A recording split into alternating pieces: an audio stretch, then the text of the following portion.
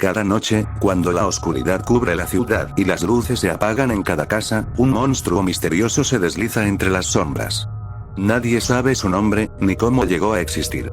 Algunos lo llaman el silencio, porque lo que lo hace aún más aterrador es la absoluta falta de ruido que acompaña su presencia. En el vecindario de la calle Serpiente, los niños ya no juegan fuera después del anochecer. Nadie lo hace. Nadie habla de él, pero todos lo conocen. Y los pocos que se atreven a preguntar a sus padres sobre la cosa que acecha durante la noche reciben solo una respuesta: no te preocupes, eso es solo un cuento. Pero los niños saben que no lo es. La historia comenzó hace exactamente 3 meses. Una familia en el número 23 de la calle Serpiente se mudó a una casa antigua, una de esas construidas hace más de 100 años, con ventanas grandes, puertas de madera que crujían al abrirse y un jardín que parecía nunca haber sido cuidado. Fue allí donde sucedió la primera desaparición. Aquel niño, Luis, tenía solo 8 años. La primera noche en su nueva casa, se despertó a la medianoche por un extraño escalofrío. Al principio, pensó que solo era el frío que entraba por la ventana, pero algo en el aire estaba diferente. Su respiración se hizo pesada, y sus ojos comenzaron a recorrer su habitación, buscando sin razón alguna. De repente, vio una sombra moviéndose por el pasillo. La sombra era difícil de describir. No era un humano, ni un animal, ni una figura común. Parecía una mezcla de todo, pero con algo más, algo que no se podía nombrar. No hacía ruido. Sus pies nunca tocaban el suelo. De alguna manera, se deslizaba sin emitir ni un solo sonido, lo que la hacía aún más extraña. Luis no pudo gritar. No pudo moverse. Solo la miraba, paralizado. La sombra se acercó a su puerta, la cual se abrió lentamente como si una mano invisible la estuviera empujando. El aire se volvió denso, y la figura de la sombra se acercó al borde de su cama, acercándose aún más, y más, hasta que estuvo a centímetros de su rostro. Solo entonces, Luis se dio cuenta de algo espantoso. No tenía ojos. La figura no veía, pero sabía que él estaba allí. Al amanecer, cuando sus padres llegaron a su cuarto, encontraron la cama vacía. No había rastro de Luis, ni señales de lucha. Solo el aire denso y una extraña sensación de frío. Nadie entendió qué había sucedido, y la policía no encontró ninguna evidencia que indicara que alguien había entrado en la casa. Aún así, Luis desapareció sin dejar rastro. Pasaron 2 semanas, y las desapariciones comenzaron a aumentar. Siempre de la misma manera. Niños que desaparecían durante la noche, sin dejar evidencia. Sus padres nunca escucharon nada. Nadie nunca escuchó nada. El silencio era absoluto, aterrador. A lo largo del vecindario, los rumores sobre la cosa que se llevaba a los niños empezaron a circular. Algunos decían que era un espíritu antiguo que habitaba la casa de la calle Serpiente. Otros hablaban de un monstruo que se alimentaba del miedo. Sin embargo, nadie tenía pruebas. Solo se sabía una cosa: si desaparecías, nadie te encontraría jamás. Esa noche, Mariana, una niña de 10 años, decidió que no tenía miedo. Quería ver qué estaba pasando. Sabía que sus amigos habían desaparecido, pero ella no pensaba dejarse llevar por los temores. Se preparó para quedarse despierta toda la noche. Colocó una lámpara en su mesa de noche, se envolvió en su manta y se tumbó en su cama, esperando, observando cada rincón oscuro. La noche parecía tranquila. Las horas pasaban sin incidentes, y Mariana comenzaba a relajarse, a pensar que tal vez todo era solo un cuento. Pero entonces, a las 2:13 am, algo cambió. El aire se volvió espeso, y Mariana sintió una presión en su pecho. Como si alguien la estuviera observando desde las sombras. De repente, la puerta de su habitación comenzó a abrirse lentamente. El viento no la movió. Ningún ruido la precedió. Solo la puerta se movía, por sí sola. Mariana tragó saliva, temblando. Se levantó de la cama, sin hacer ruido. El miedo la paralizaba, pero no podía dejar de mirar. Y fue entonces cuando lo vio. La sombra. Era aún más grande que antes, más definida, como si la oscuridad misma hubiera cobrado forma. La figura se deslizaba por el suelo, como si el espacio fuera suyo. Y al igual que antes, no hacía ningún ruido. No respiraba. No hacía ningún movimiento que indicara que estuviera viva. Pero Mariana lo sabía. Sabía que no era algo de este mundo. La sombra cruzó la habitación en silencio, acercándose a su cama. Mariana intentó gritar, pero su voz no salió. Solo podía mirar, mientras la sombra se paraba al lado de su cama. La figura se inclinó hacia ella. Y en ese momento, Mariana vio algo que la heló hasta los huesos. En la sombra, había ojos. Dos orbes blancos, brillantes como la luna, que la observaban fijamente. De repente, la sombra se desvaneció en el aire, como si nunca hubiera estado allí. El silencio volvió, pero ya nada era igual. Mariana miró a su alrededor y vio que todo estaba en su lugar, como si la sombra nunca hubiera existido. Pero lo sabía. Sabía que la cosa seguiría allí, acechando, esperando. Y que el próximo niño que desapareciera, sería ella.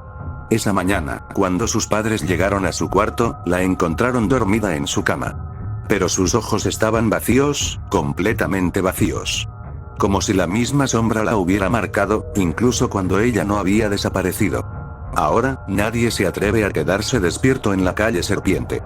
Los niños ya no se asoman por la ventana. Y siempre, cuando llega a la medianoche, se escucha un único sonido: el silencio. Un silencio tan profundo que te cala los huesos. Porque saben lo que viene después. El silencio de la medianoche.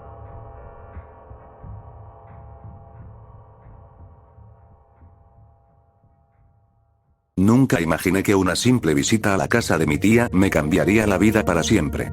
Mi tía siempre fue una mujer devota. Su casa estaba llena de pequeños detalles religiosos. Cuadros, velas, cruces, pero lo que más me llamaba la atención era la estatua de la Virgen María que tenía en su salón. Era una figura elegante, de un blanco inmaculado, con una expresión serena y ojos que parecían observar a todos los que entraban. La Virgen tenía un halo dorado que brillaba con la luz de la lámpara de la sala. Mi tía me había dicho que era una antigüedad familiar, que había pasado de generación en generación.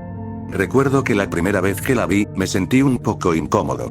No entendía por qué una estatua de la Virgen María podía parecer tan real. Los ojos eran demasiado expresivos, casi humanos. Me quedaba mirando un rato y sentía como si estuviera siendo observador, no el observador. A veces, me preguntaba si mi tía no estaba un poco obsesionada con la religión, pero nunca le dije nada. Una noche, mientras pasaba la noche en casa de mi tía, me quedé despierto leyendo. Todos estaban dormidos, la casa estaba en silencio. Decidí ir al baño. Pasé por el salón, y por un momento, mi mirada se cruzó con los ojos de la estatua. Mi corazón se aceleró sin razón aparente. Me sentí como si alguien me estuviera mirando, pero el salón estaba vacío. No había nadie más. Fue un segundo, pero pude jurar que los ojos de la Virgen brillaron levemente. Seguro que estoy imaginando cosas, pensé, y me fui al baño. Al regresar, pasé de nuevo por el salón. Pero esta vez, algo fue diferente. Vi que la estatua no estaba mirando al frente, sino que su cabeza había girado un poco hacia el lado. No pude evitar pararme frente a ella, observando con incredulidad. Mis manos sudaban. No puede ser, murmuré. Pensé que estaba delirando por el cansancio, pero algo dentro de mí me decía que había algo más en esa estatua. Algo mucho más oscuro. Esa noche, no pude dormir. La imagen de la Virgen, con esos ojos fijos, me perseguía en cada rincón de mi mente. Cada vez que cerraba los ojos, sentía que la estatua me observaba. Decidí que al día siguiente hablaría con mi tía, pero antes de hacerlo, me quedé mirando un rato largo a la Virgen desde el pasillo, a través de la puerta del salón. Y fue en ese momento cuando la vi. Un pequeño y casi imperceptible movimiento. Un parpadeo. No podía ser posible. Sabía que lo que veía era real, pero no podía entender cómo.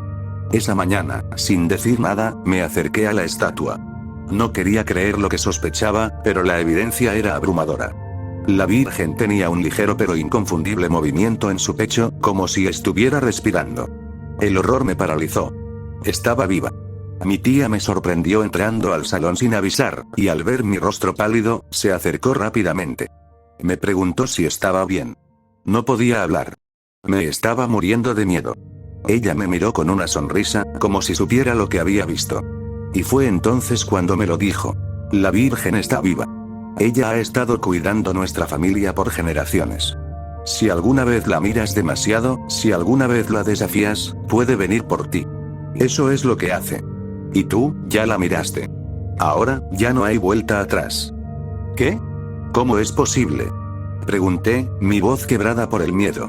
Mi tía, en lugar de darme una explicación lógica, me dijo algo que nunca olvidaré. Nosotros no la llamamos. Ella nos elige. Desde ese momento, todo cambió. Dormía con las luces encendidas, pero siempre sentía que los ojos de la Virgen me observaban desde la oscuridad. Ya no podía ir a su casa, ni siquiera podía acercarme a su salón. La idea de que esa estatua pudiera levantarse, moverse, venir a buscarme por la noche me torturaba. Durante días, traté de convencerme de que todo era producto de mi imaginación, pero la sensación de ser observado nunca desapareció.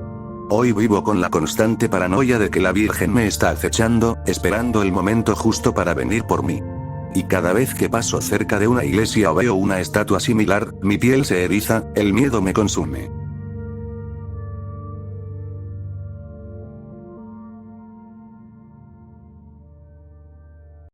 Mi nombre es Tomás, y ya soy un hombre mayor. Mi cabello se ha tornado blanco como la nieve que cubre las montañas en invierno, y mis huesos crujen con cada paso que doy. Pero lo peor no es la vejez. Lo peor es lo que ocurrió cuando mi hijo, Rafael, aún era un adolescente. Lo que ocurrió en la granja, esa semana de octubre, sigue acechándome hasta el día de hoy. Era un octubre frío y gris. El aire fresco comenzaba a calar en los huesos, y las hojas de los árboles se teñían de colores dorados y rojizos. Todo parecía tranquilo en la granja. Los animales pastaban, los campos estaban recogidos, y los días se alargaban bajo un cielo grisáceo, como si la estación se hubiera detenido por un momento. Pero en esa semana, algo extraño comenzó a suceder. Mi hijo Rafael, un chico inquieto y curioso, siempre se aventuraba por el campo y se perdía entre los árboles, como todos los adolescentes lo hacen. Pero esa semana, algo comenzó a alterar a los animales.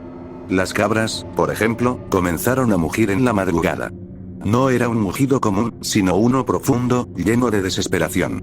Al principio pensé que algún lobo se había acercado al corral, pero al inspeccionar el lugar, todo parecía estar en orden.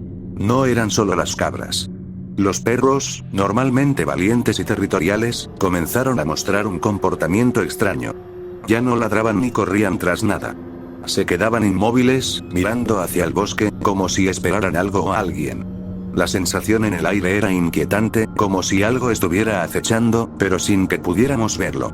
Una noche, Rafael vino a mi habitación, despertándome con el rostro pálido y los ojos llenos de temor. Me dijo que había oído ruidos extraños cerca del bosque. Le respondí que no era más que su imaginación, que todo estaba bien, pero algo en su voz me heló la sangre. Papá, algo no está bien, insistió, tembloroso. Decidí acompañarlo al exterior, aunque una sensación de inquietud ya había invadido mi cuerpo. La luna llena brillaba con una intensidad inusual, bañando el campo con una luz casi sobrenatural.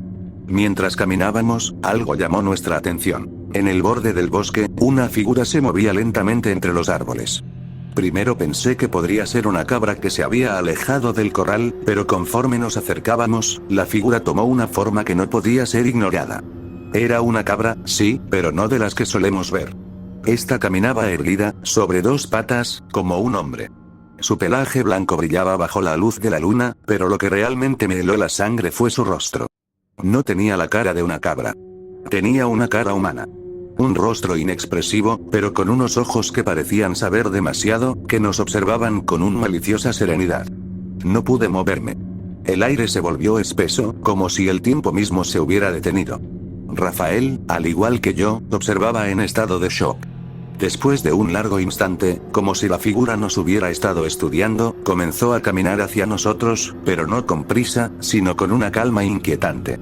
Era como si no tuviera prisa, como si supiera que no había a dónde huir.